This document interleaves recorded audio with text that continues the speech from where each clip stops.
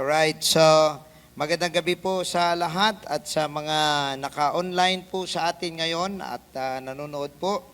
Praise the Lord sa ating School of Leaders sessions po natin at ito po ay isang malaking bagay para po sa ating lahat na tinitraining at magiging future leaders. Now, tandaan po natin mga kapatid na ang ating pong mga discussions po na ito ay hindi lang po ito basta pinulot sa tabi-tabi. Ito po ay galing sa mga established na mga leaders and pastors at ito po ay kinoconsider maging ng mga malalaking kumpanya sa Amerika at sa iba't ibang bahagi ng mundo. Right? So, kung ano pong matutunan nila, matutunan po natin sa atin pong School of Leaders. And we believe na after 1 year, may sapat po kayong kaalaman sa mga pressures, challenges of leaders, of being a leader.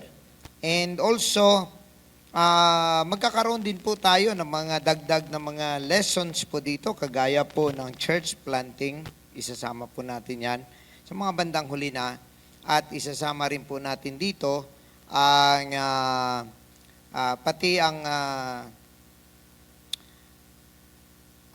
emotional intelligence. Ayan. So, isama po natin yan sa ating discussion. Before we start, let us bow our heads for a moment and let us request everyone to be with us and join us in asking God to give us wisdom. Heavenly Father, we thank you, we bless your name.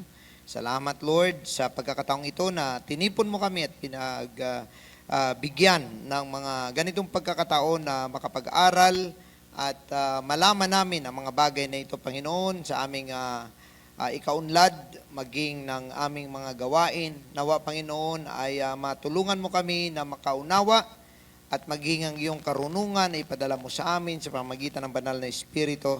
Lord, I pray na i-bless mo ang lahat na nandito ngayon sa church at maging sa mga lahat na nag-online na mga kapatiran at sino man, Panginoon, na interested na maging leader. Nawa, Panginoon, ikaw ang gumabay sa amin. Ang lahat na ito, Panginoon, ay para sa iyong kapurihan, para sa ikadakila ng iyong pangalan, at para sa ikalawak ng iyong kaharian. Sa pangalan ni Kristo Jesus. Amen. Alright, so we are now on the third key to leadership, and this was considered to be one of the most important key to leadership. And ito po ay ang integrity. Ayun. Marami pong, kahit ang Tagalog po nito ay halos wala pong eksaktong, masabi po natin, wala pong eksaktong translation sa integrity, maliban po sa word na integridad. hindi niya rin nabigyan talaga ng linaw, ano po, integridad. So, merong ibang katapatan, merong ibang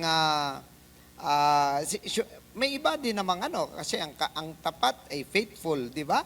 Faithfulness, katapatan. So, napakalawak, ganun po siya kalawak na hindi mo halos mabigyan ng isang definition lamang.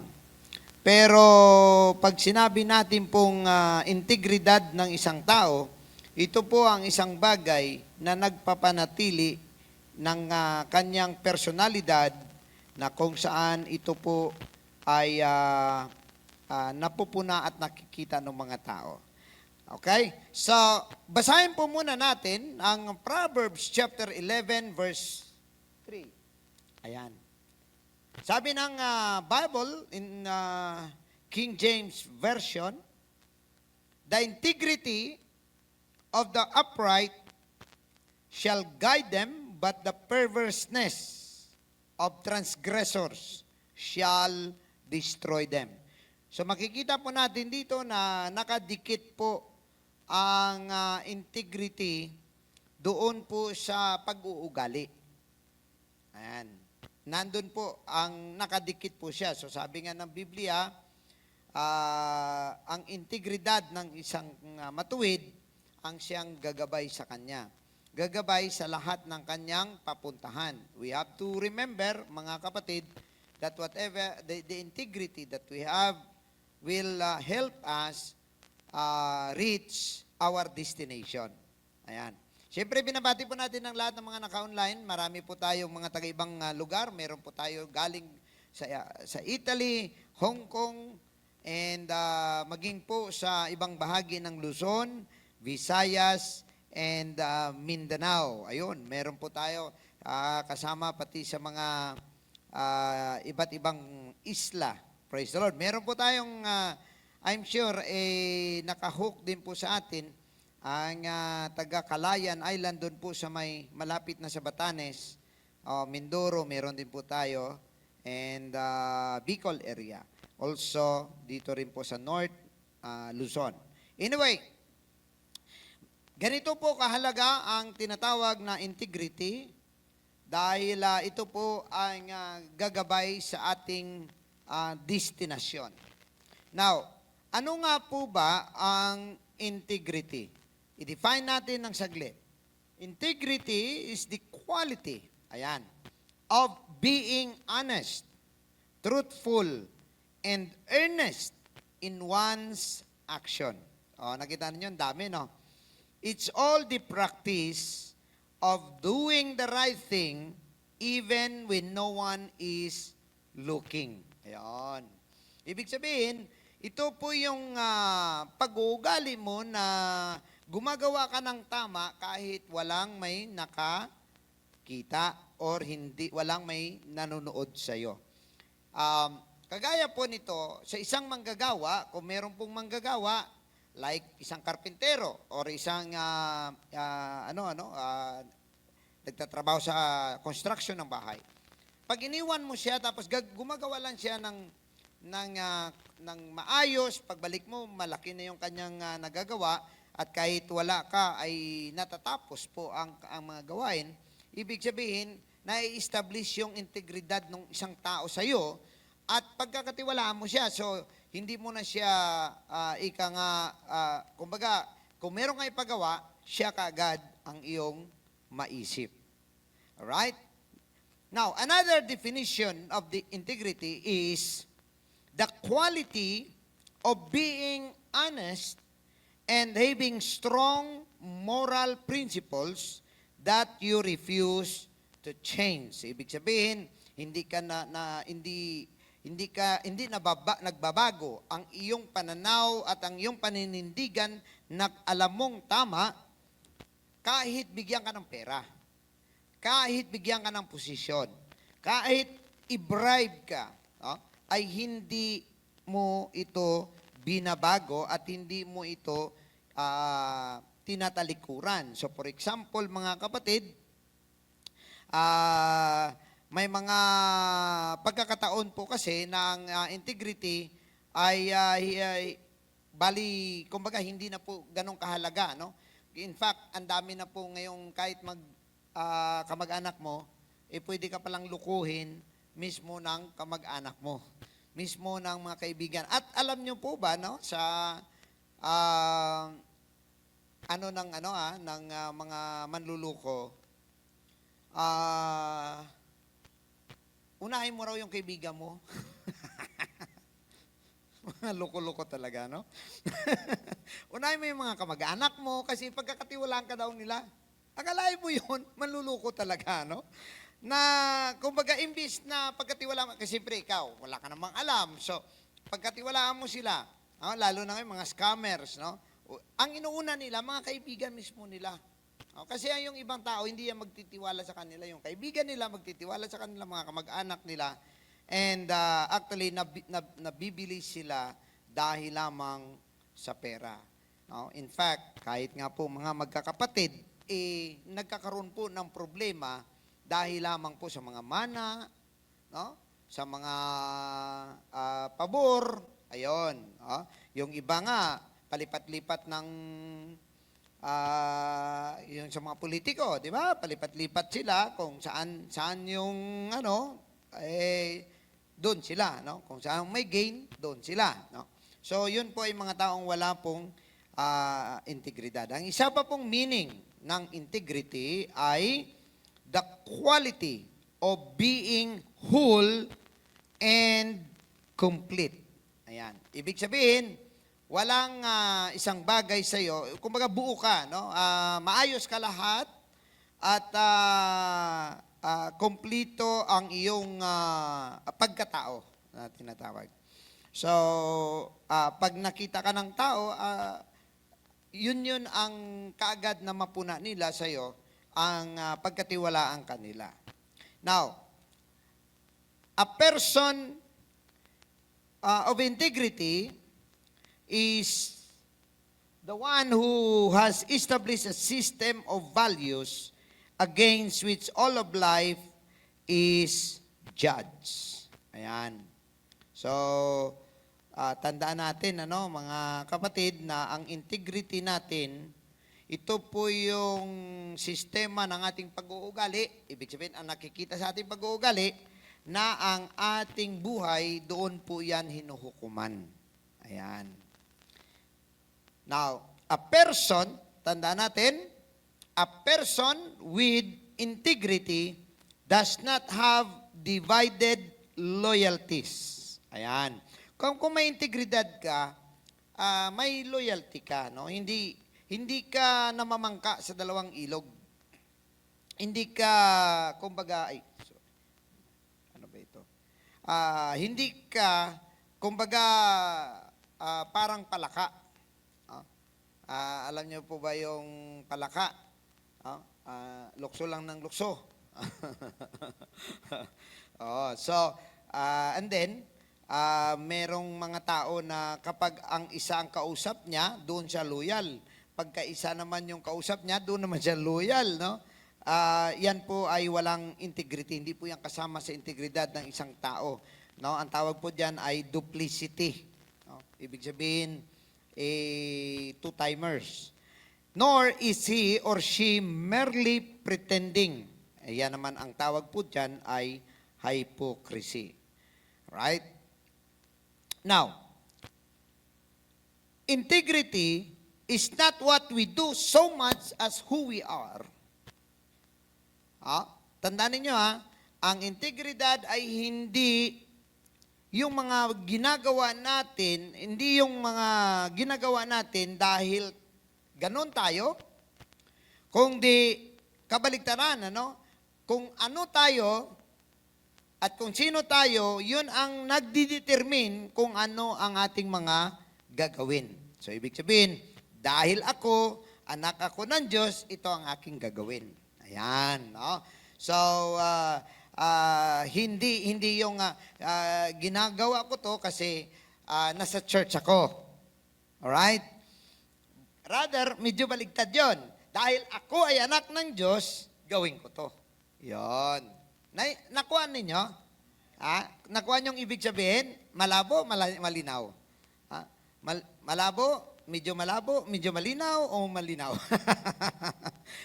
Basta, pag sinabi nating integrity, ang iyong pag-iisip, ang iyong mindset ay ginagawa, hindi mo ito ginagawa dahil, kunwari, ganito, gagawin ko to kasi ako ay isang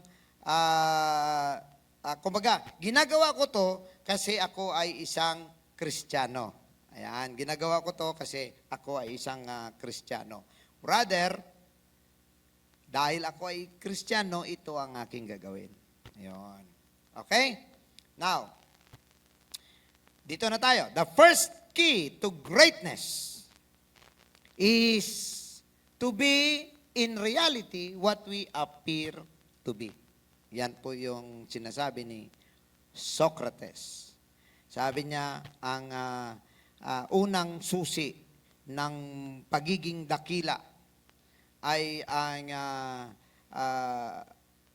kumbaga, ang katotohanan o ang realidad sa iyo ay kung ano ang nakikita sa iyo, yun ka talaga. Ayan, kunwari, for example, tumutulong ka sa mahirap.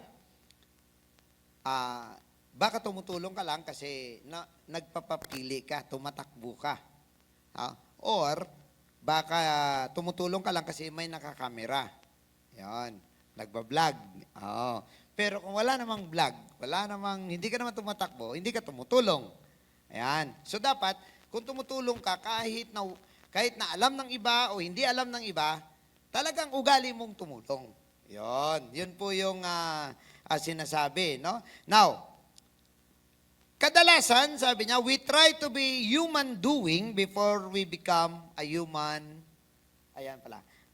being. Ayun. Too often, we try to be a human doing before we have become a human being. So, iba po yung pagiging makatao kaysa isang taong gumagawa. Ayan.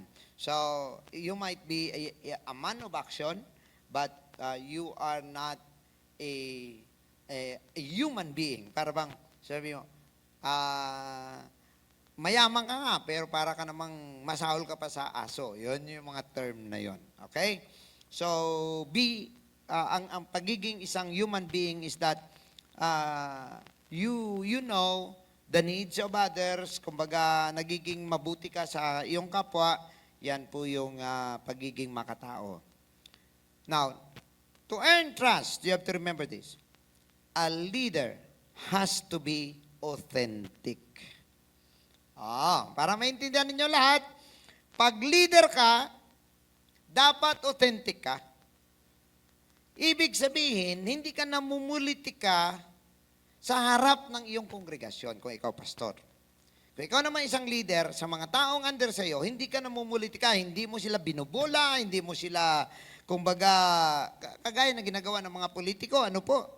So dapat authentic ka. When you say this, that's it. No? Iyon nga yun. No? If you speak in favor for them, you are really in favor with them. No? Hindi lang sa dahil gusto mo lang makuha yung sympathy nila, kundi yun talaga ang nararapat. So marami po ang mga pastor, leaders, ang sa totoo lang ay hindi po maiwasan at kahit nga maging sa akin, naiisip ko, paano magawa ng isang leader or pastor ang gumawa ng ibang kwento para mapalabas na siya po ay tama?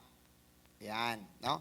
Kung minsan ay meron pong mga kumbaga naisip niya na gumawa siya ng isang bagay, no? At gagawa siya ng isang eksena, no? Meron pong mga tao na magaling sa ganun, ano? Yung kalahati ay totoo, ang kalahati naman ay hindi. Yan. At kapag hindi ka authentic, ibig sabihin hindi ka authentic, bandang huli malalaman po ng tao yon. At yun ang karamihan ng fall down. Isa sa mga, marami pong dahilan ng fall down. Pero isa po yun, no? Dahil naisip, ang sinasabi, wala na akong pagkakatiwalaan sa mga sinasabi ni pastor o ng aking leader o ng aking boss. Yan. Kasi sinabi niya noon, hindi naman ganito. Ayan. So, yun po yun ang nangyayari. So, number 1 po, no? Sa pagiging leader, kinakailangan authentic ka. When you want to help people to grow up and become leaders, dapat totoo yung iyong endeavor at pagsisikap para sa kanila na lumago sila. And in fact, during several years ago, ilan sa mga tinitraining natin at nagiging leaders, nagdududa sa aking sinseridad na i-training sila as leader. Ayan. Nadagdagan pa na kung merong mga magsusulsol, magbibigay ng malisya sa iyong mga ginagawa, ang mangyayari niyan, siyempre, madagdagan yung kanyang konklusyon. Na maling konklusyon, nadagdagan. So ngayon, ang nangyayari, imagine ka na merong mga nagsasabi na kung magpasailalim lang daw sila sa akin, hindi daw sila lalago.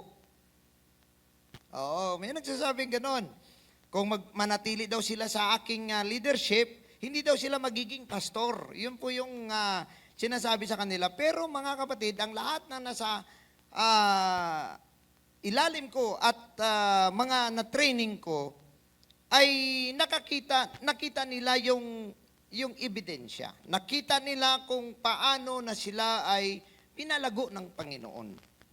Dahil ang aking sinishare sa kanila is what really in my heart, and I always try my best to be authentic to them.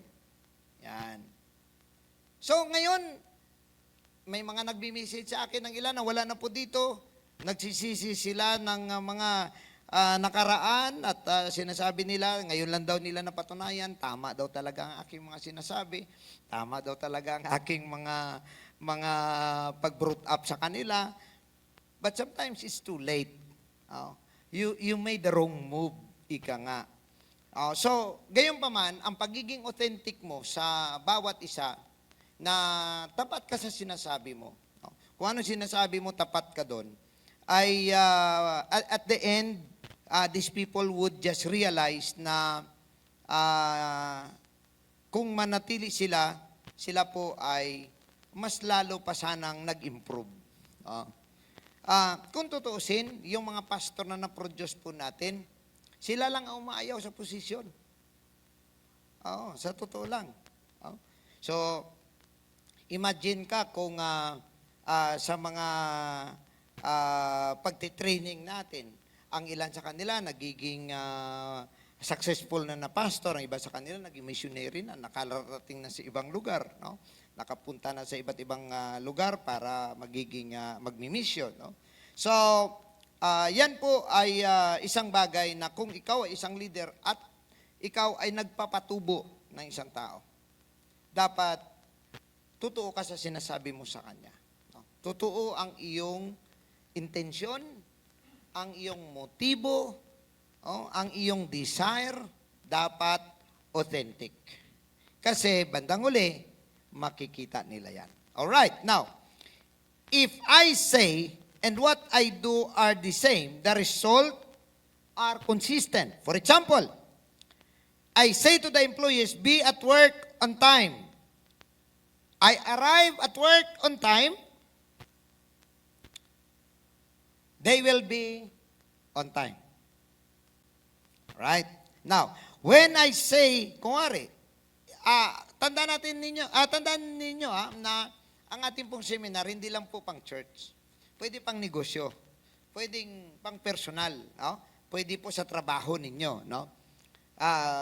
Pwede sa loob ng simbahan, pwede sa labas ng simbahan. Now, kapag sinabi mo sa employees na be positive, and then you exhibit a positive attitude, then they will be positive. Yan. Pag sumama ka sa taong lagi na lang may reklamo, magiging reklamador ka rin. Yan. Pag sumama ka sa taong puro negatibo, maliit na bagay, negatibo ang dating sa kanya, magiging negatibo ka rin bandang uli. Pero kung makasama ka sa mga taong kahit na masabi nating hindi na maganda pero napaka-positibo pa rin ng kanyang pananaw, magiging ganun ka rin. Kahit na ano ang dumating sa buhay mo, ang pananaw mo, malayo pa rin. No? May pag-asa pa rin na nakikita. Now, kagaya ng isang kwento na may isang kumbaga servant ang hari na naniniwala sa Diyos. And naniniwala siya na God is good all the time. And habang gumagawa siya, pag pinupuri siya ng hari at sinasabi ng hari, you are a very good worker. Sabi niya, God is good all the time, my king. At kapag siya naman ay merong nagawa at purihin siya ng hari, lagi niyang sinasabi, God is good all the time.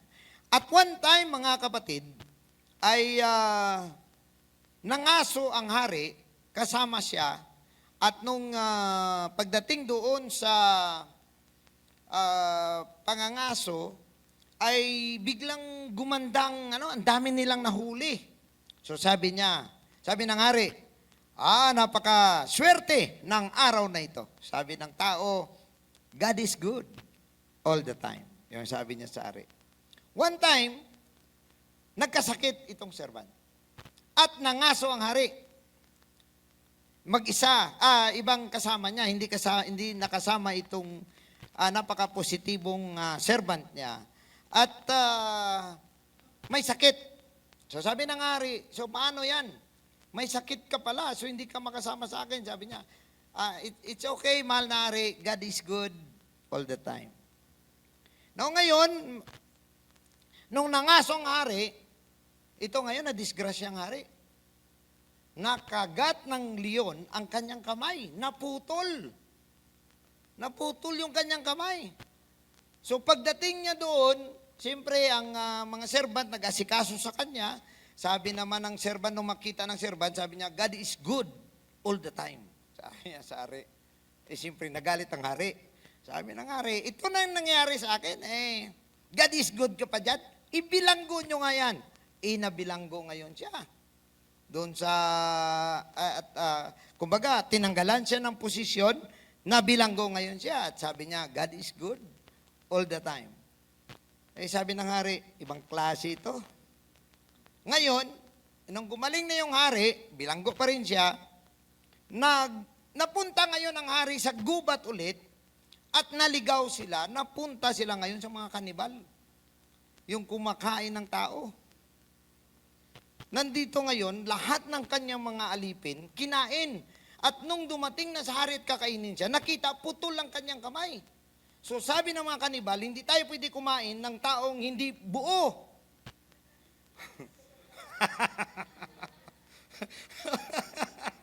So ngayon,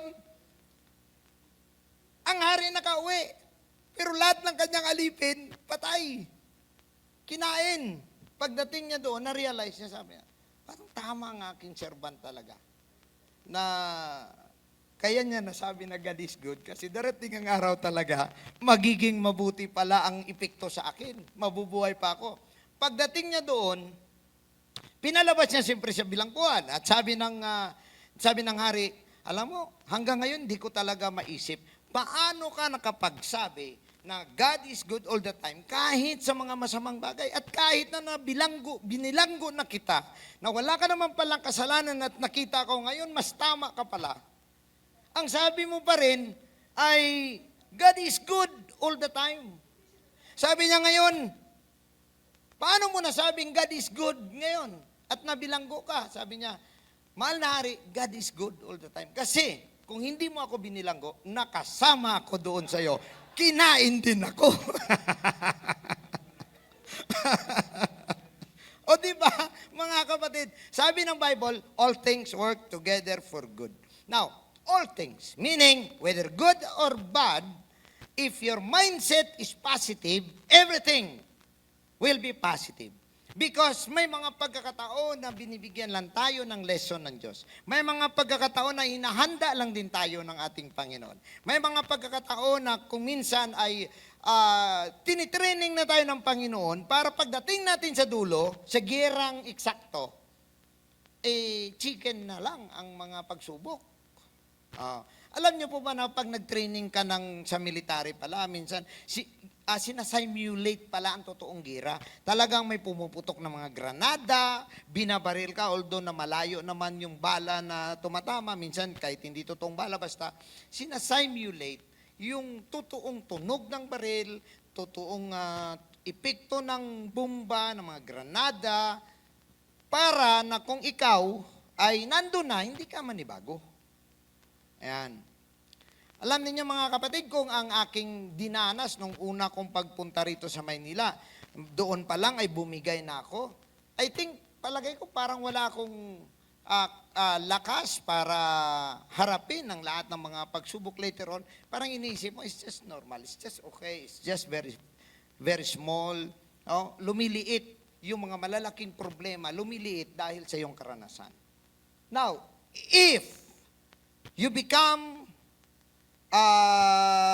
if you do, if you do what you do not say, or you say and you do not do, the result will be inconsistent. Example, kung magsabi ka na be at work on time, tapos you arrive at work late, then some will be on time, some will not be. Now, when you say to the employees to be positive, and then negatibo naman ang iyong attitude, some will be positive, some will be negative. So now, think about this, mga kapatid. 89% of the people learn comes through visual stimulation. Ibig sabihin, kung ano nakita ninyo, 89% yan na mananatili sa inyong kaisipan kaysa sa aking sinabi. Now, 10% lang kasi ang audio or audible stimulation, and 1% lang in other senses. So, 1% lang doon sa feel, 1% lang doon sa smell, sa taste, pero 10% sa audio, 89% on what you see. Now, so it makes sense that the more followers you see and hear their leader being consistent in action and word, the greater their consistency and loyalty. What they hear, they understand. What they see, they believe. Now, too often, we attempt to motivate our followers with gimmicks and short-lived and shallow. Now, marami pong mga bagay, kahit na sa aking experience, may mga churches na ang kanilang pagpatubo sa tao ay more on activities. Wala naman pong masama sa activity, pero kung doon ka mag-rely sa activity lang, lalo na sa youth, so dapat kailangan may basketball, kailangan may volleyball, kailangan may paligo, kailangan may outing lagi. So habulin mo ng habulin 'yon. Kaya lang mababaw 'yon. Pagka nawala na 'yon, wala na ring gana. That is why lagi kong pinapayo, why don't you start the foundation doon sa pagtuturo? Sa pagtuturo ka maglagay, mag-invest. No? Ang mga laro-laro na yan, pwede mo naman idagdag yan, singit-singit mo na lang from time to time. Meron akong nakilala na dati na nalaman ng mga churches na every week may may activity. Kung hindi sila mag-basketball sa Sunday ng hapon, meron pa nga yan minsan na para daw sa evangelism, magbabasketball sila so para maka-invite. Ang masama, sabi ng ibang pati pastor nagbabasketball eh. So magkakasama sila. Sabi ng pastor sa MC, iksian mo, alauna ang ating basketball, malilate tayo. Akalain mo yon, ang basketball pa, nagkaroon pa sila ng tamang schedule para doon sa basketball, so ina-adjust nila ang service. Di mali na, hindi na tama. No? Sa atin mga kapatid, pagka gumalaw ang Panginoon, then so be it. No? Kasi yun lang naman ang ating inaantay. So, now, walang masama sa mga activities. As long as wala namang violation. Ibig sabihin, kung wari, maligo. So siguro, daming violation sa paliligo eh. So, pwedeng magkaroon ng mga parameters para hindi, kita na ni Brother Nemi, sila Sister Debra, wala yung gana sa mga paligo-paligo. Kasi, ang daming violation daw. So, at saka hindi ko talaga maintindihan, kahit sa mga beaches, yung mga kababaihan, bakit talaga kailangan sila mag-bathing suit? Hindi ba sila pwedeng maligo na may damit? Sa totoo lang, hindi ko talaga maintindihan. Mas mahaba pang shirt ng lalaki kaysa sa bathing suit ng babae. Wala naman sigurong bathing suit na mahaba, di po ba? Pero kung makita ninyo, hindi ko maintindihan talaga, why should you display your body right there in public, tapos sa ibang lugar hindi pwede? But doon pwede. Parang wala na nga silang itatago eh.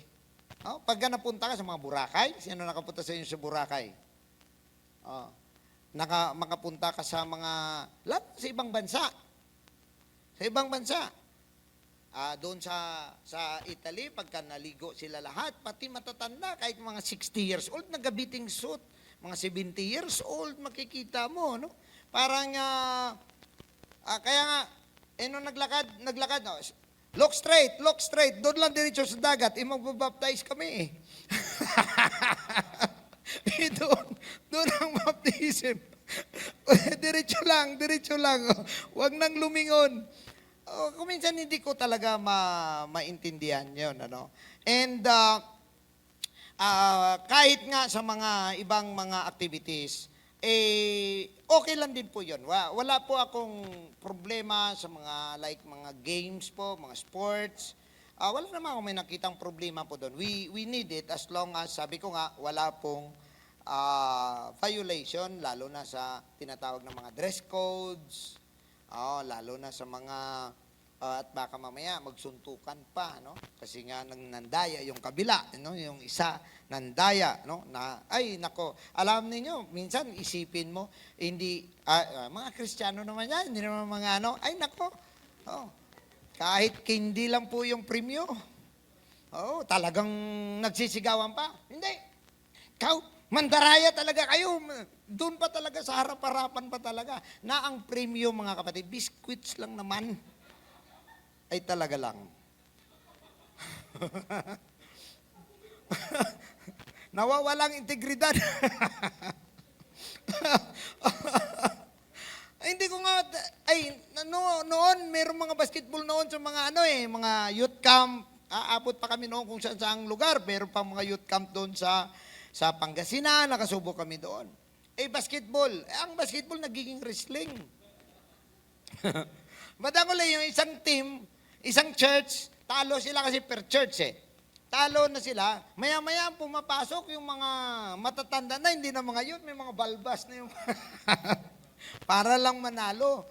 Tapos sa Bible quiz naman, dati-rati ang Bible quiz ay pinapakita sa audience yung answer.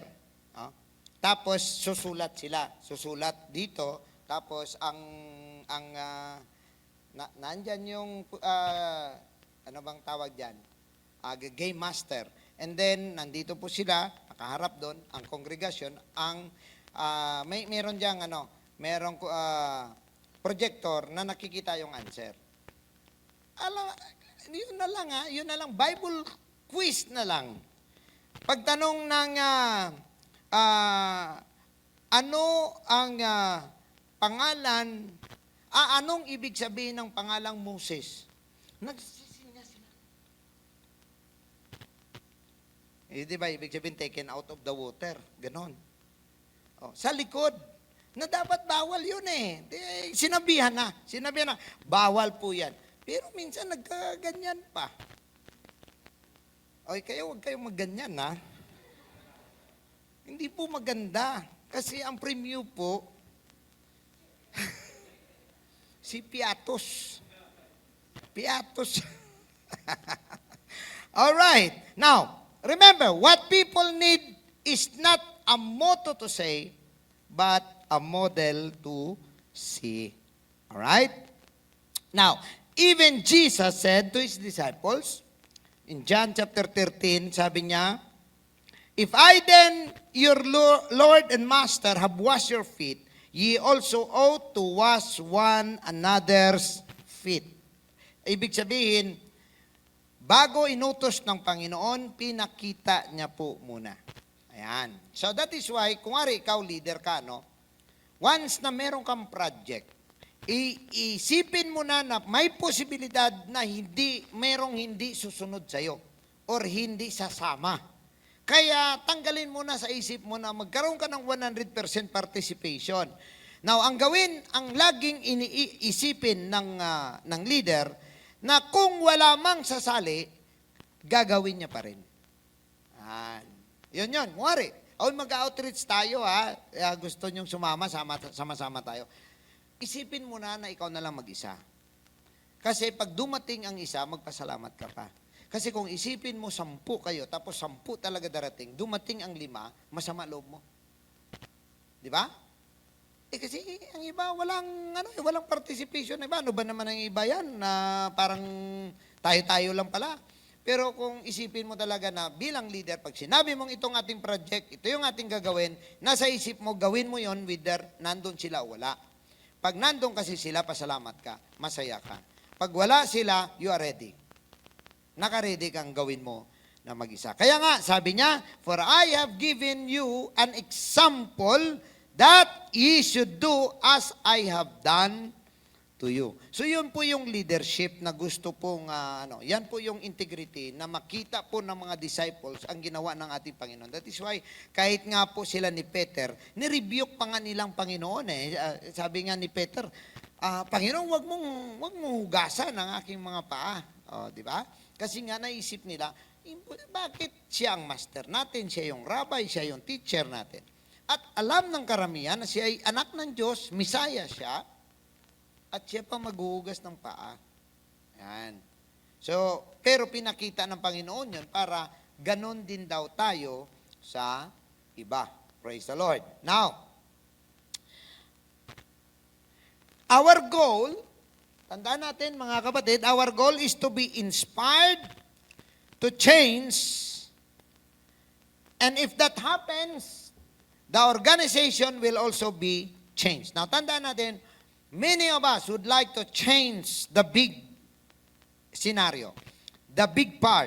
We want to change the organization. We want to change our church. We want to change our, sabihin natin, community.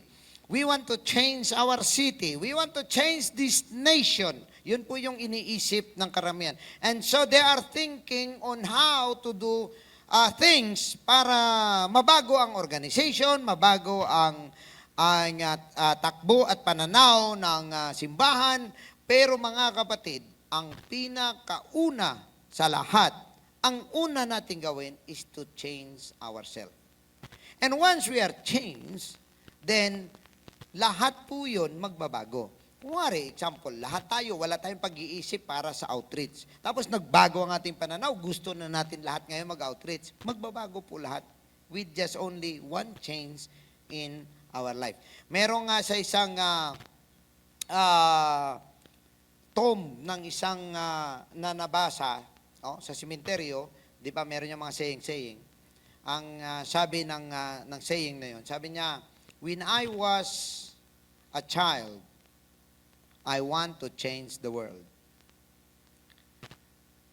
When I grow up like a kid, sabi niya, na lumaki na siya, naisip niya, I want to change my country. Nung siya ay nagbibinata, ang sabi niya, I want to change my city. Nung siya ay adulthood na, ang sabi niya, I want to change my community. Nung siya ay mag-aasawa na, nasa isip niya, I want to change my family. Pero nung siya ay tumanda na, ang naisip niya, ang dapat ko palang ginawa is to change first myself. Yeah. Because if you change yourself, you will change your family. And when your family is changed, they will influence the community. And when your community is good, then it will influence the city. And so on and so forth. Hindi mo man maabot in your lifetime. Imposible, hindi ka man makalabas ng Pilipinas. But at least you start where it must start. Okay? Nagsimula siya sa lugar na dapat magsimula. And most of the time, mga kapatid, we should not give too much attention to the business of others. Give attention to yourself. Sa sarili mo. Ano yung sa sarili mo? Yung ibang tao, mga kapatid, hindi mo yan pwede hukuman sa kanilang mga kung anong mga bagay na yan na meron man sila. It's their life. No? But the best thing is, it should be that it should be your time. No? So, as it is said, time and time again, Everything rises and falls on leadership. Now, the secret to rising and not falling is, integrity. Okay? Now, why integrity is important? Ito na ngayon, no? Bakit nga ba mahalaga ang integrity? Number one, integrity builds trust.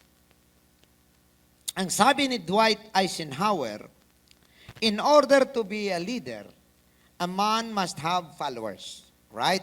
Because you can never be a leader without followers. So the first things first, you must have a follower. And to have followers, a man must have their confidence. Ibig sabihin, tiwala ang iyong mga sinasakupan sa iyo. Hence, the supreme quality for a leader is unquestionably integrity. So tandaan natin, na without it, no real success is possible. Without integrity, kasi hindi ka pagkakatiwalaan no? Walang magtitiwala sa iyo. If a man's associate find him guilty of being phony and they find that he lacks forthright integrity, he will fail. So ano man ang gagawin, wala na rin pong silbi. Now, here is one thing about that sinabi ni Pieter Bruin, a Dutch specialist in administration. Meron siyang tinatawag na the bargain. Ano yung bargain? Authority is not the power a pastor or the boss has over subordinates. Okay, tandaan natin ako may authority ako sa inyo, for example. But that is not the power, my power over sa inyo. But rather, the pastor or the boss ability to influence subordinates, to recognize and accept that power. So, ibig sabihin, kapag sa isang leader, dapat ang authority ay hindi ini-impose. Hindi mo kailangang i-impose. Hindi mo kailangang ipaalam, ako leader mo dito. Sumunod ka sa akin. Wala kang respeto sa leader mo. Mga ganon. Hindi mo dapat kailangan yung ganon. Rather, ang may abilidad ka dapat na ma-influence mo sila, maipakita mo sa kanila na kahit sobrang dami ng mga leaders dyan, ikaw ang kikilalanin nilang leader nila. Ayan. So, they have to, you must have the ability to influence your subordinates to recognize and accept that power. Now, ano ang ibig sabihin ng theory na ito? It's just very simple. The manager must build and maintain credibility. Yan. So subordinates must be able to trust that their boss, or sabihin na natin, their pastor, will act in good faith toward them. Ayan. Now, sabi ni Cavett Roberts, if my people understand me, I'll get their attention. But if my people trust me, I'll get their action. Ayan. So, kaya mo silang influence para gumalaw, para magtrabaho. Hindi mo sila pinipilit. For a leader to have authority to lead, he needs more than the title on his door. Ayan. Kaya nga na dito nga sa hindi kailangan na na lagyan ka ng titulo kung sino ka dito sa church. Maramdaman yan at makikita yan, no? And he has to have the trust of those who are following him. So mahalaga po ang integrity, no? Dahil ito po ay naglalagay ng tiwala sa isang leader. Ayan. Number 2, integrity has high influence value. Sabi ni Emerson, every great institution is the lengthened shadow of a single man. O, tandaan ninyo every great institution is an extension of the shadow of a single man. Ibig sabihin, nung leader. Kaya nga po na ang Panginoon ang may set up ng pagkasunod-sunod. Sa military, hindi po pwedeng tatlo ang commander-in-chief. Tama? O paano kaya kung tatlong commander-in-chief? Sino susundin? Hindi po pwede na ang chief of staff marami. Sa Amerika, dahil sa laki ng kanilang military, may chief of staff ang Army, may chief of staff ang Navy, may chief of staff ang Air Force, may parang tatlo lang yata yon. Iwan ko. Parang tatlo lang, Army, Navy, Air Force. And then, meron pa yung tinatawag na Joint Chief of Staff. Ibig sabihin, pangkalatan. So, ang hierarchy na ito ay disenyo ng Diyos. Ang Diyos, tapos sa ilalim niya, mga archangels, kasama na po dyan, ang pinakaunang nagiging Chief of Staff ay si Lucifer. So, nagkudita itong si Lucifer, natalo siya, so pinalitan siya ni Michael the Archangel sa kanyang pwesto, and then pagkatapos, kaya meron pong ordinaryong mga anghel. Meron din pong mataas na anghel, archangel kung tawagin, meron din pong mababang anghel. Ang nakumbinsi ni Lucifer, pati mga mababang anghel, nakumbinsi niya. Yan ang mga anghel na sinasabi ni Peter, binisita ng Panginoon doon sa ilalim ng lupa, naka-reserve para sa judgment. Yan. So, kawawa minsan ang mga ordinaryong anghel. Kawawa. No? Nadamay. Nadamay lang sa kausa ng mga hindi naman dapat na nila pakinggan, ano? So nadamay lang itong mga demonyo, ang mga demonyo, nadamay lang po 'yan no? Mga demons sila po yung mga alipuris ni Satanas, ano? So si Satanas siya po yung si Satan bandang huli, ay si Satanas. Si Lucifer nagiging si Satanas or Satan, and then ang tinawag din siyang devil, no? Pwede ang kanyang mga matataas na may posisyon, devils din tawag. Pero ang kanyang mga alipuris, ang tawag po ay demons. Yan. Meron po siyang mga kasamahan. Kaya nga, na sobrang dami ng mga demons na ito, na kahit ang bawat isa, pwede siya mag-assign ng mas marami higit sa isa. Kasi sa isang kaluluwa nga lang, na nung nandito pa ang ating Panginoon sa lupa, legion sa isang tao pa lang. Sa isang tao, legions. Tapos pag ang isang tao, naglingkod sa Panginoon, malinis, lumaya sa demonyo, pagkatapos ay ang tao ay hindi nagiging consistent sa kanyang paglilingkod sa Panginoon, nakita ng demonyo na mukhang pwede na ulit makapasok, papasok ngayon siya ulit. Pagpasok niya, dahil hindi niya na makayanan, dahil nagsisimba pa o nagano pa, mag-i-invite pa siya ng 7. Magiging 8. Ang 8 na yan, makita mo mas worse ang mangyayari sa tao na yan, higit pa kaysa bago siya tinawag ng Panginoon. Kaya nakakatakot po pag nag-backslide. Ang hindi mo alam, 8 demonyo ang nagmaniobra sa'yo. Tingnan ninyo, mga young people, kahit mga kababayan, nung sila ay bago dumating sa Panginoon, para mababait pa, nung nag-backslide, lumala.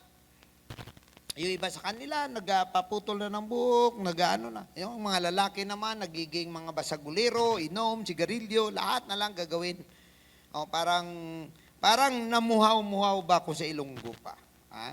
Kumbaga para bang, ang hindi nila alam, akala nila they just want to do it.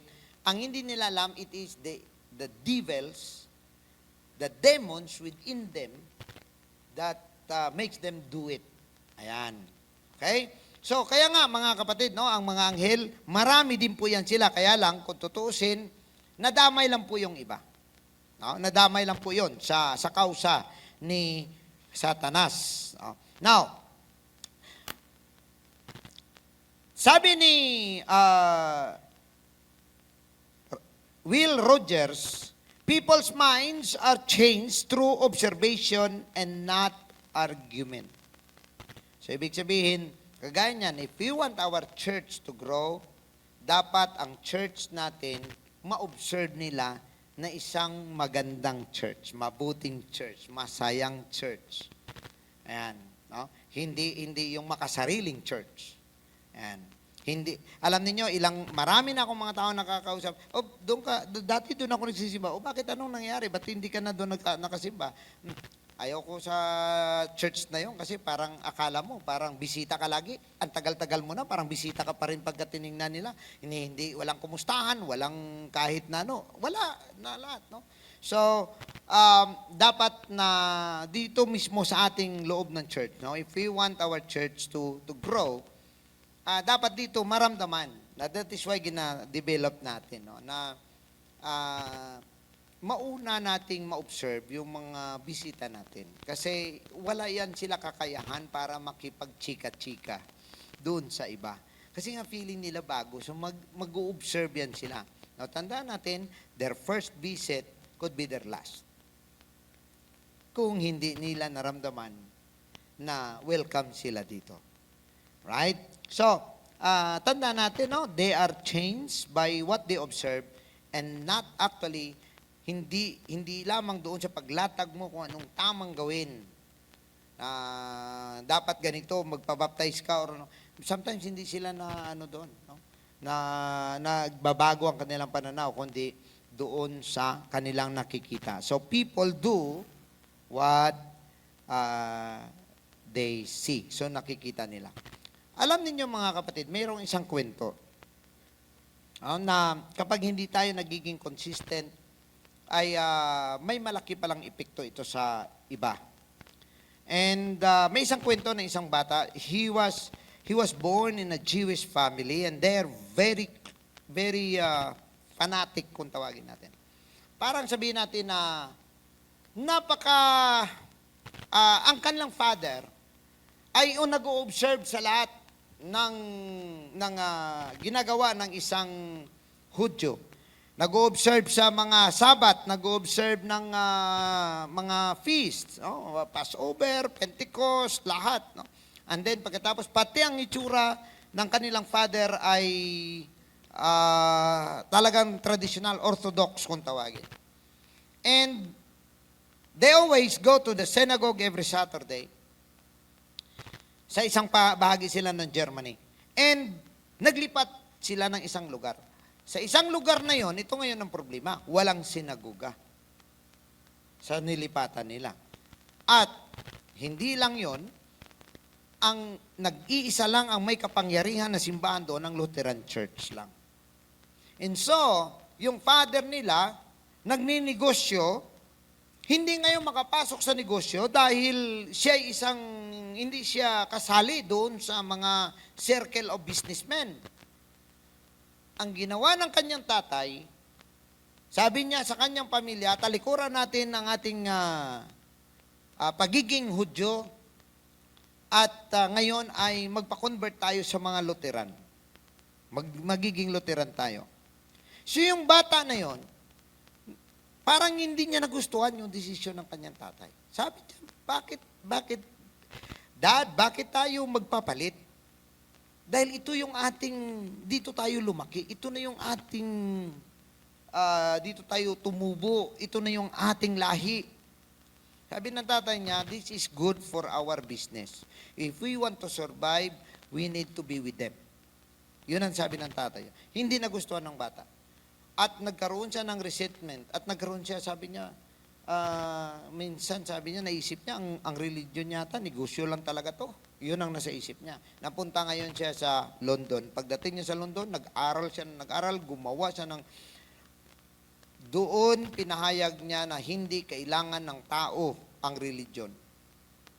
So, gumawa siya ng mga lahat ng kanyang na-research para magiging maganda ang mundo dahil sa galit niya sa tatay niya, dahil sa kanyang frustration ng pagpalit ng isip ng kanyang tatay, at siya ay nakagawa ng The Manifesto of Communism. At siya ay nagiging ama ng komunista ng communism. Ang pangalan niya ay si Karl Marx. Siya ang nagsulat ng The Red Book of Communism. At dahil sa kanyang ginawa yon, halos kalahati ng tao sa mundo ay nagiging komunista. Buong Russia naging komunista, buong China, napakalaki ng mga populasyon. Ang China pa lang, ilang percent na sila, halos 30% na sila, or 20% ng population. China, Vietnam, North Korea, pati doon sa South America, pati Italy, naging komunista yan, under kay Mussolini. Sa Africa, sinunod ang kanyang manifesto. Ang dahilan, dahil ang kanyang tatay nawala ng integridad sa kanya. Ayan. So, dito natin makita, mga kapatid, na if we want to have a growing environment, we must have the integrity, lalo na sa mga leaders po natin. Now, number 3, integrity facilitates high standard. Ang sabi ng ni Rockefeller dito, I believe that every right implies a responsibility, every opportunity an obligation, and every possession a duty. Ang sabi ni Rockefeller, isa ito sa pinakamayaman na tao, ang sabi niya, naniniwala ako na ang bawat karapatan ay merong responsibilidad at ang bawat oportunidad ay may obligasyon at ang bawat pagmamayari ay may karampatang dapat ganapin. For example, may lupa ka, may duty ka to pay taxes. Kung ikaw ay may oportunidad, sa bawat oportunidad na i-offer sa iyo, ang obligasyon mo ay to respond to that opportunity. And if you have given a right, may responsibilidad ka na tuparin at ingatan ang iyong karapatan. Now, ito po ay sabi nga, leaders must live by higher standards than their followers. Ito po yung sinasabi nga natin. If the standard of the leader is here, ang follower dito lang po yun. Hindi po yan siya pwedeng pumunta doon. That is why every leader should make it sure na advance siya kaysa sa kanyang mga pinamumunuan. Hindi po pwede na ang leader manatili lang as is, kung ano lang yung gusto niya, kung ano lang yung convenience niya, kung ano lang yung comfortable siya, doon lang siya. Kaya marami po ang mga gawain na nag-i-stalemate. Hindi na makagalaw because hindi po pwede na ang iyong mga membro mauna sa'yo. Yan. So hindi mangyayari 'yon, Tandaan natin 'yan. Kaya nga kahit sa mga nagsasabi maraming mga bagay na dapat na kung ikaw ay isang leader, pag-isipan mong maigi. For example lang, kung hindi mo kayang gampanan, doon pa lang sa eleksyon, mag-decline ka na. Huwag mong tanggapin ang isang posisyon kung sa palagay mo hindi mo magampanan. Kasi kapag ikaw ay napili, hindi ka nag-decline sa isang posisyon, for example, pero alam mong hindi mo magampanan, ibig sabihin, hindi mo naintindihan ang nararapat mong gawin bilang isang opisyal kung di sa'yo ay titulo. Para matawag ka lang na ganito. So yun lang ang gusto mo. Hindi ko yun maintindihan na marami yan, minsan may election, and then pag election, walang may nangyayari. Bakit wala kang may ginagawa? Kasi kung ikaw ay nag-take ng responsibility, kung hindi ka nag-decline at hindi ka nagsabi na hindi ako po pwede dyan, ibig sabihin tinatanggap mo ang challenge, at kapag tinanggap mo ang challenge, dapat gampanan mo. Kasi ang posisyon, may responsibilidad. Kaya nga, sabi ni EIM, position is not an achievement to be proud of. It is a responsibility to do and carry on. Pag may posisyon ka, hindi yan dapat ipagmalaki. Hindi yan achievement. Oh, ako ngayon ang presidente. Oh, ako ngayon ang director. Ayan. It is a responsibility. So, dapat tingnan natin. Minsan may mga tao, gusto lang matawag na pastor. Pero hindi naman nila tinitake ang responsibility as pastor. Merong nagsasabi niya, minsan nagpapakilala at sasabihin, pastor din po ako. Pastor po kayo. Saan po kayo nagpapastor? Actually, ano lang ako, nagbisita-bisita sa mga churches. May mga, sinong mga tao under sa iyo? At paano ka nagiging pastor? Tawag lang ng Panginoon. Tawag lang daw ng tawag. Tandaan natin, hindi nagtatawag ang tao, ang Diyos ng tao na lagyan niya lang ng garland. Minsan garland na lang yung habol. Hindi. So, tandaan natin, sabi ni AIM, position is not an achievement to be proud of. It is a responsibility to do and carry on. Ayan. So, mga kapatid, ito po ang facts to accept on being a leader. Rights versus responsibilities. Now, bilang leader, ito ang inyong bigyan ng atensyon. Once you are a leader, as you go up, as you climb to the organization, your rights is getting thinner. Ayan. Baka hindi kayo nakahanda dito, mga kapatid. Pagka leader ka, lumiliit ang iyong karapatan. Kasi, pag ikay balat sibuyas, hindi ka rin makakontinue, hindi ka makapagpatuloy, ang karapatan mo actually, wini-wave mo yun for the sake of the organization. So, para sa isang church, for example, ang mga membro, may karapatan lang yan magbanat sa'yo. Pero ikaw, hindi ka pwede magbanat. Hindi ka pwedeng para bang ganito. Susuntukin ka, hindi ka po pwedeng sumuntok. Yan. Kasi ang motto is, pag binato ka, sa kanan, itayaw mo yung kaliwa. Pag binato ka ng bato, batuin mo ng tinapay. Na may palamang bato. So, kumbaga, ganito yan Pagka-leader ka, huwag kang balat sibuyas.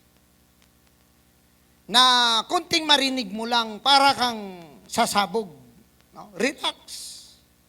Relax. Hindi mo kailangang magsigaw or magwala. Dahil itong sinabi niya. Yan palang sinabi niya. Gusto ko siyang makausap. Kaya kukuha ka na ng itak. Para kang si Bonifacio. Ganun ka na, susulong ka na. Sulong, mga kapatid. Ang leader hindi Yung mga member, konting diferensya, grabe magbanat yan kung saan-saan. Tapos, pag leader ka, keep quiet ka dapat. Wala ka dapat sasabihin. Hindi ka po pwedeng gumanti. So, ang karapatan mo lumiliit. Sometimes, kahit pamilya mo, maisasacrifice mo. Leader ka Walang magawa.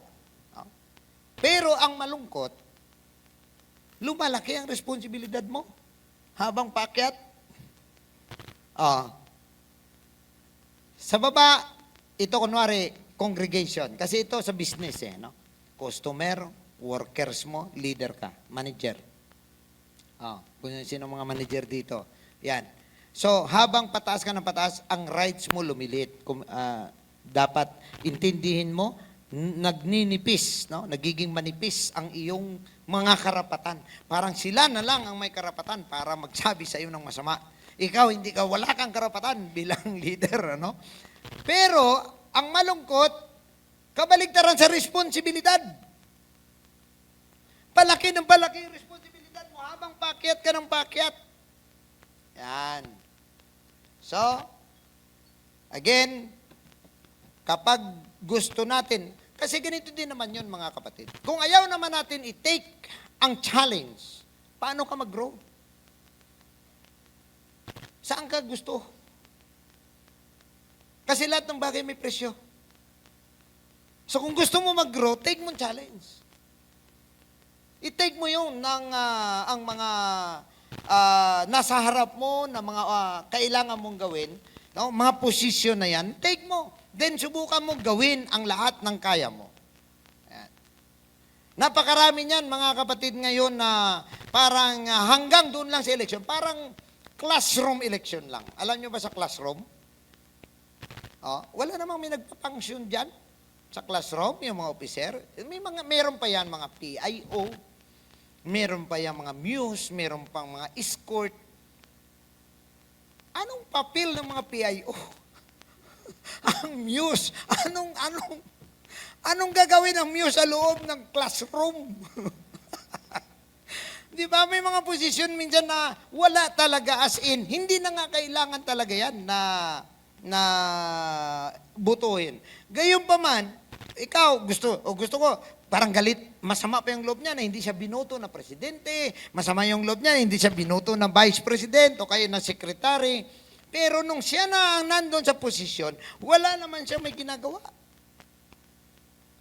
Tandaan natin, yan po ay isang pagpapakita na hindi mo naintindihan na ang posisyon ay hindi dapat yan na parang kwentas na ipagmalaki mo na meron kang medalya, kundi ito po ay mga pasanin na willing kang pasanin. Mga load na willing kang kargahin. Right? So yun po ang disadvantage ng isang leader. But the advantage of the leader is that you were able to try and experience ng iyong kakayahan. Sabi pa ng Proverbs ng Chinese proverb, only those who reach too far would only know how far they can go. Ayan. So, ibig sabihin, kung hindi mo subukan ng ganong kalawak, hindi mo maabot yun, dito ka lang. If you will not cross the bridge, you will not go to the other side. No? So, pagka leader ka at ikaw ay tinanggap mo ang challenge, then do everything that you can. Mag-perform ka. Wag mong isipin na okay lang. Kasi kung sabi mo, hindi ko naman gusto na na nandyan ako Kung wari, dami nating department, may ladies and men, may youth, may meron pa tayong 5 pang other departments, no? Kasama ng world missions, kasama ang leadership, ang evangelism, nandun yung kasama. Now, ngayon, sasabihin mo na, hindi ko naman kasi talaga, binuto lang kasi ako nila. It's your wrong. It's your mistake. It's your big mistake. Why? Nandun ka para magsabi na, walang binubuto, lalo na sa ating organisasyon, walang binubuto dito, in absentia. Kahit gano'ng kakagaling, walang election by absentia. You must be there. Now, because you are there, ikaw dapat nagsabi, sorry po, hindi ko po kaya yan. Marami po akong responsibilidad. Mag-ano na po ako kasi magtatrabaho na po ako, hindi ko na po kakayanin. Okay, graduating na po ako, ang dami ko pong responsibilidad, hindi ko na po magawa. Doon pa lang, magsabi ka na, hindi ka pwede. So that other people, other person could come in na maggaganap ng mga bagay na hindi mo kaya. Pero kung hindi ka, nandun ka, hindi ka naman nagsabi na hindi mo kaya, mag-perform ka. Huwag kang mag-isip na okay lang, total wala namang bayad. Higit pa to sa may bayad, tandaan ninyo. Ito'y paglilingkod sa Panginoon. Hindi tayo tumitingin sa bayad dahil kung bayad lang to mga kapatid, ano ba ang sapat na kabayaran ng iyong kaluluwa? Di ba? What can a man give in exchange of his soul? No? What shall profit a man if he shall gain the whole world and lost his own soul? Yan. Kaya nga po, sa mga nakikinig, na mga na-elect, ng mga opisyal, magtrabaho. Amen? Ayos tayo, ha? Hindi ako galit. Nagpapaalala lang. Alright, now, number 4, integrity results in a solid reputation, not just an image. Ang sabi po, image is what people think we are, but integrity is what we really are. Tandaan natin ang nakikita nila ay kung yun yung ang isip ng tao, yun nakikita. Pero ang integridad natin ay kung sino ba talaga tayo at ano po ba talaga tayo. Now, we must desire to build integrity rather than the image. Dapat ang ating desire ay mas ma-establish natin ang integrity kaysa sa imahe, no? Sa nakikita po sa atin. Now, one time mga kapatid, ang China ay natatakot na sa lawak na kanilang border ay gusto nila na ang mga kalaban ay hindi makapasok. So, gumawa sila ng Great Wall of China. Alam niyo yung Great Wall of China?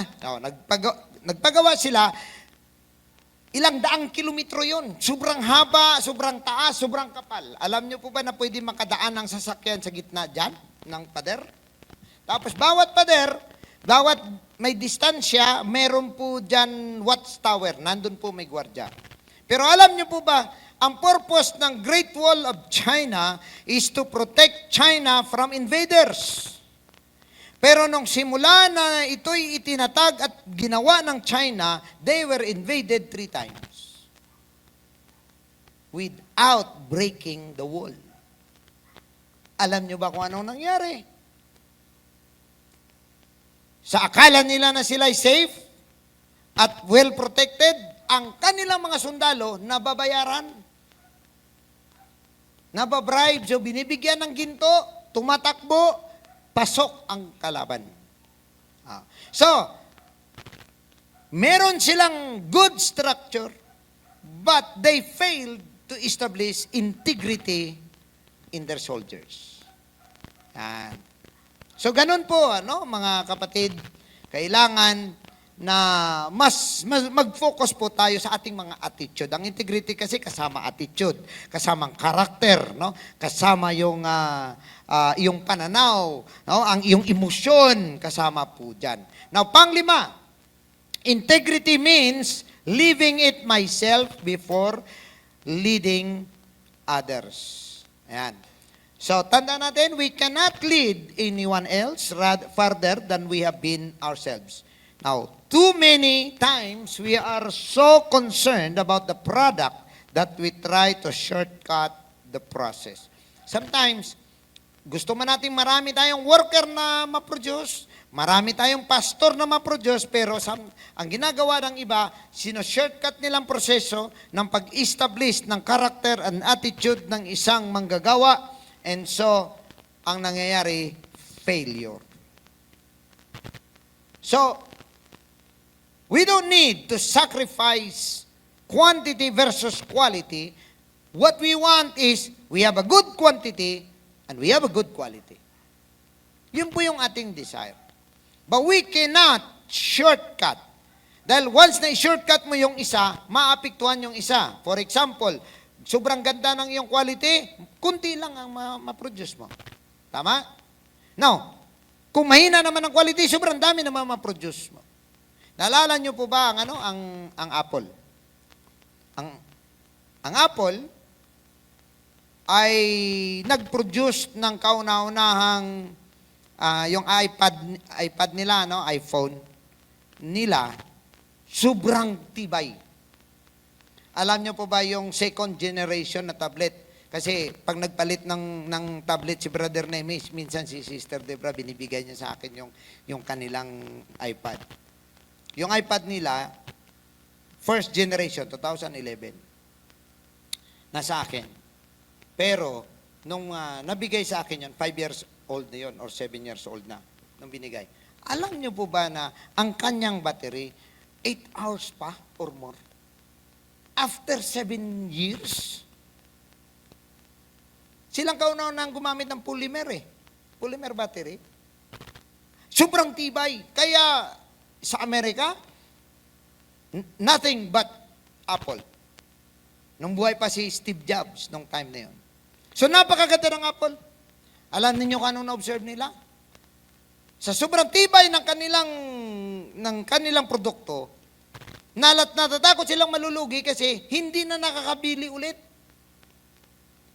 So nag-devise sila na ang kanilang produkto, 3 years lang masisira, whether you like it or not, masisira. At yan ay na-discover at hinabla sila sa Germany at natalo sila, nagbayad sila $200 million as economic sabotage. Ang kaso nila.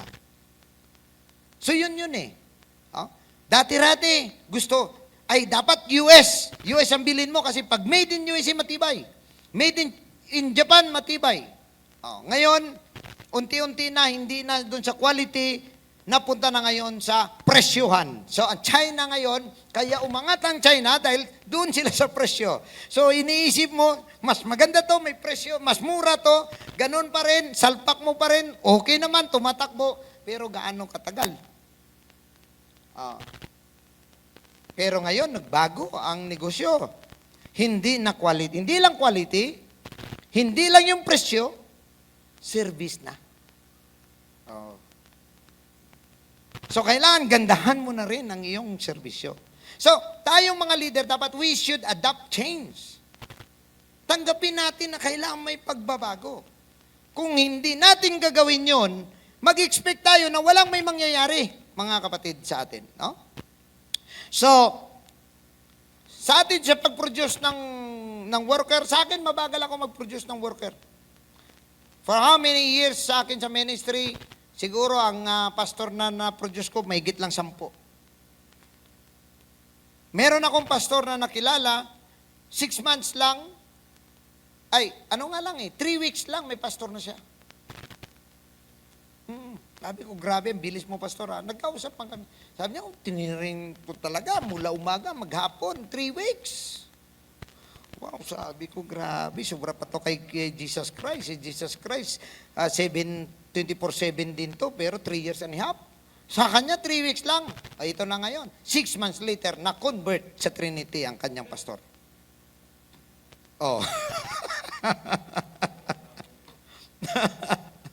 Di ba? Ang quality, mahina. So, alright. Now, tanda natin, there are no shortcuts when integrity is involved. Bakit wala po akong PowerPoint? Hindi lumalabas ang aking PowerPoint. Wala po dito. Walang PowerPoint sa online. Gina-check ko dito yung Alright, now, pang-anim, integrity helps a leader be credible, not just clever. So, clever meaning, parang yung may diskarte. Yun. Now, effective leadership, and again, this is very old wisdom, is not based on being clever, it is primarily on being consistent. Now, being a leader, you have to develop yourself to be consistent. Wala man mag-attend ng Bible study mo, tuloy. Huwag kang mag-give up. Marami na ako nakita mga worker, matindi ang gana pagka maramihan, grabe pang report. Pastor, ang ganda ng aming Bible study. O, kumusta? Mahigit 10, Pastor, nag-attend. Ganda ng discussion namin. Okay. Sabi ko, sige, pag-pray natin, sana makonvert yung mga tao. After mga 3 balik, wala na siyang report. So sabi ko, kumusta ang gawain mo? Minsan, Pastor, hindi mo mapigilan talaga yung jablo talaga. Yung jablo talaga yung mga nag-ano eh. 3 na lang, Pastor, nag-attend. Parang minsan nakakawala ng gana. Bandang uli, wala na talaga sa report kasi hindi na pala siya pumupunta. So sabi ko, ba't hindi ka pumupunta doon? Wala namang may nag-attend, Pastor eh. Wala na. Ako na lang at yung isang matanda. Sa isip ko lang, sabi ko sa kanya, alam mo bilang leader ka, dapat hindi ka tumitingin sa dami ng tao. Kasi hindi mo to gawain. Gawain ng Panginoon ito. Kung tao ng Diyos yan, tatawagin ng Diyos yan. So wag kang tumingin doon sa yung glory. Yung tinatawag na personal glory. Na kung maraming nag-a-attend, siyempre parang glorified ka, di ba? Sasabihin, ang galing-galing, maraming nag-attend sa kanyang Bible study. Hindi ganun ang ating punto eh. Our point is we are there to share the Word of God. And so therefore, you have to pray for the people. Kailangan i-pray mo sila. Kailangan wag kang mag-give up. May mga dahilan yan, bakit hindi sila maka-attend. Alamin mo. At kapag malaman mo, solusyonan mo. That's leadership. Leader ka eh. Hindi po pwedeng tanggapin mo lang ang as is hanggang sa mapudpud na mapudpud. So hindi ka dapat kaya nga mahalaga na magkaroon ka ng mga fellowship doon sa mga leader din at mga pastor na, kumbaga, may proven ministry. Kasi makadagdag sila sa'yo ng, ay ideas. Ano po? Now, parang mahaba na wala sa online ang aking PowerPoint. Kanina pa ako nakatingin, ngayon lang lumabas. Now, leaders who are sincere don't have to advertise the fact.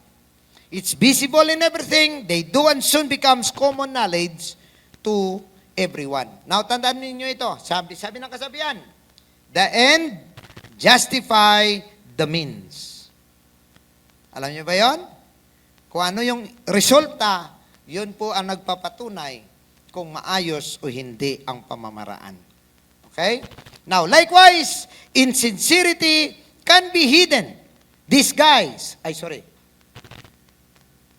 or covered up, no matter how competent a manager may otherwise be. Now, people of integrity expect to be believed. They also know time will prove them right and are willing to wait. Pag leader ka, marunong ka maghintay. Now, pang-7, wala na tayong oras. Integrity is a hard-won achievement.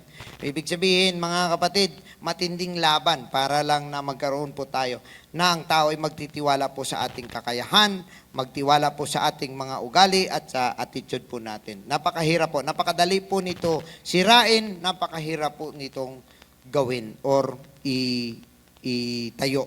No?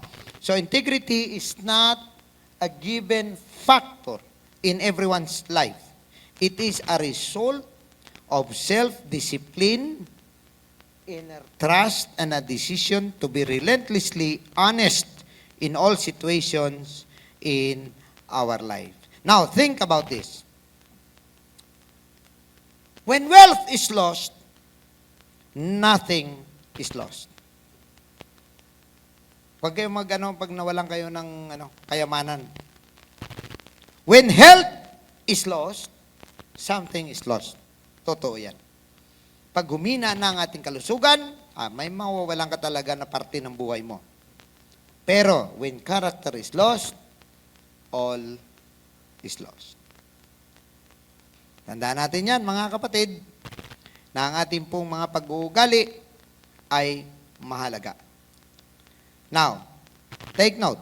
A double-minded man, sabi ng James 1:8, dito na po tayo magtatapos, is unstable in all his ways. Anong ibig sabihin? Hindi ka consistent. And then, para kang kagaya ng awitin. Narinig nyo ba yung Plastic Christian? Plastic Christian, ang tawag sa kanya. Sa araw ng linggo, napakabanal niya. Pero sa araw ng Lunes, Martes hanggang Sabado, siya na may mukhang demonyo. Hindi, ginawa-gawa ko lang yun. Pero actually, yun yung... yun yung lyrics. Yun yung lyrics. Inano ko na lang para mag-rhyme. Pero, yun yung lyrics. So, hindi tayo po pwedeng duplikara. Na napakabait natin dito sa simbahan, pagkalabas natin, para tayo mga tigre. Alright? Now, okay, let's have a test. Hindi to quiz, test lang ito. Unahin natin ang mentor test. Bakit tinawag itong mentor test? Dahil nung tinanong ang mga executives at mga leaders, 80% sa kanila nagsasabi na ang sagot sa tanong na ito ay una nilang natutunan sa mentor. Kaya tawag dyan ay mentor test. Anong tanong?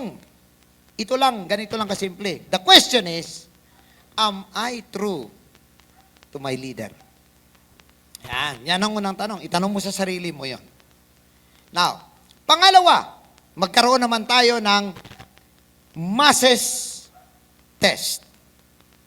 Ang masses test, kaya tinawag na masses test because that, kung magkamali ka dyan, the good and the bad of that will affect a lot of people.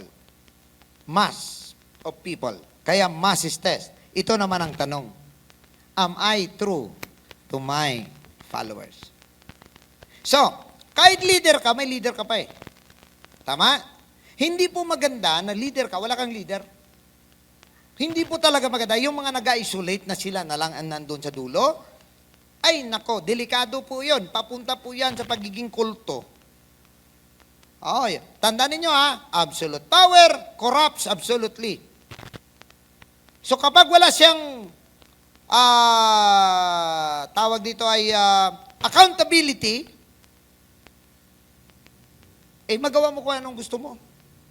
Ayan. Kaya mga po, kahit yung mga politiko, yung mga nasa pwesto, yung mga leader, na wala na silang taas pa sa kanila, delikado po yun. Napakahirap po nun. Ito po yung tanong, am I true to my followers? So dalawa po itong katanungan. Ano po? Kung ikaw leader ka, una mong itanong sa sarili mo rin, am I true to my leader?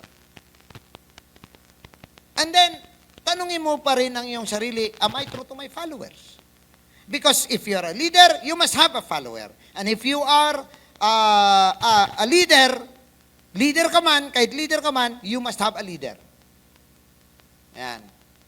So dapat may accountability ka pataas, may accountability ka pababa.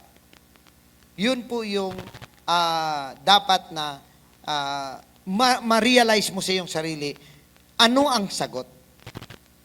Anong sagot mo doon?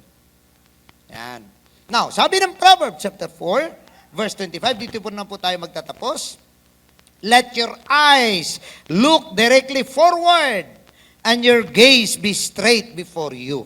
Ibig sabihin, consistent po tayo at alam naman po natin kung sinong tinitingnan natin. Sabi ng Biblia, looking for that blessed hope and that glorious appearing of the great God and Savior Jesus Christ. And looking unto Jesus, the author and the finisher of our faith. Now, if we look directly onto Jesus forward, and you are not gazing, ibig sabihin, hindi ka tumitingin sa kabila, no?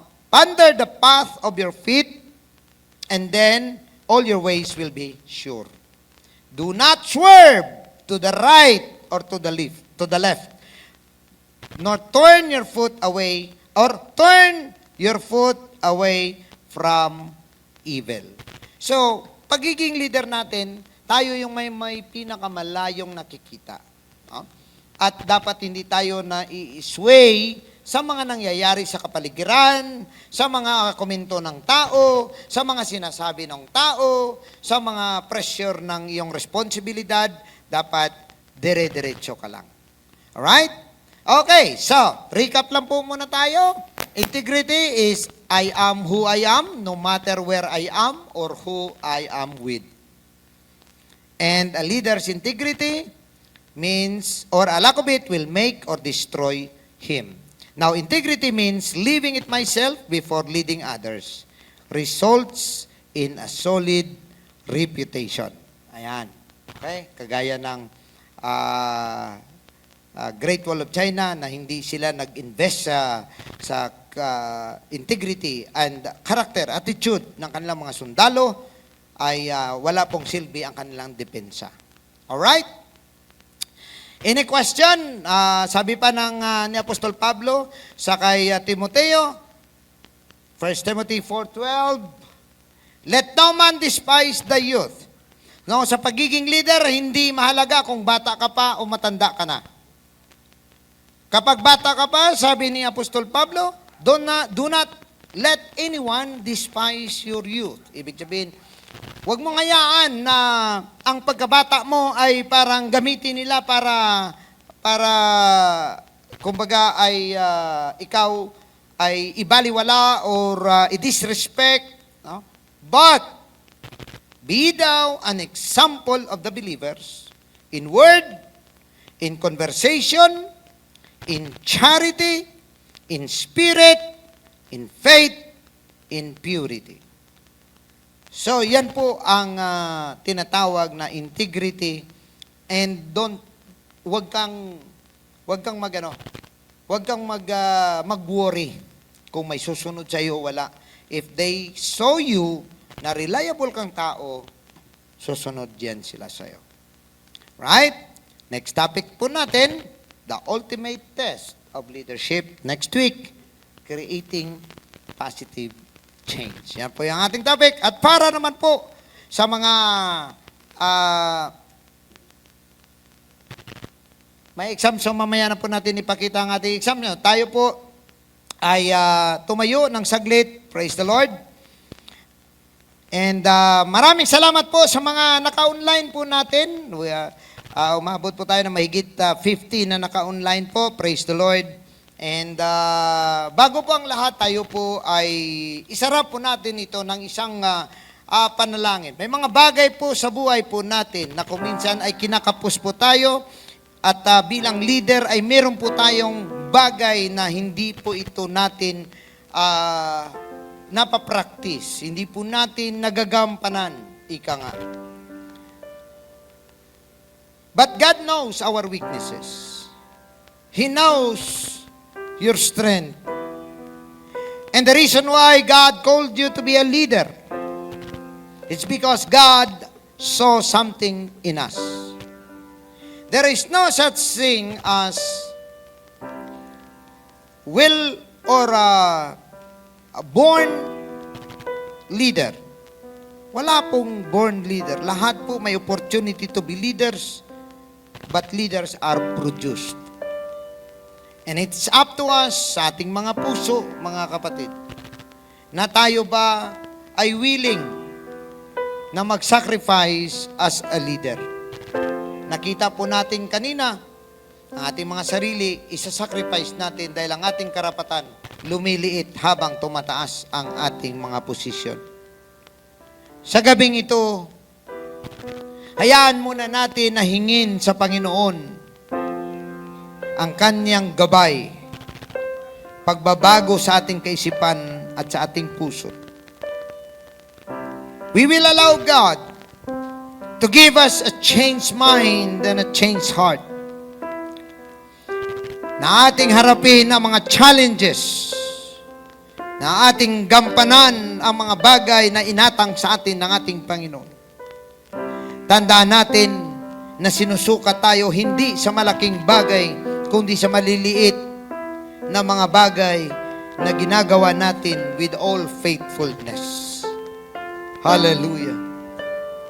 We will ask God that His character will be on us. We will ask God that we will be like Jesus. Na lahat tayo ay maging kawangis ng ating Panginoong Hesus. Hallelujah. Yes, Lord Jesus, we praise you. We magnify your name and we glorify your name. Hallelujah.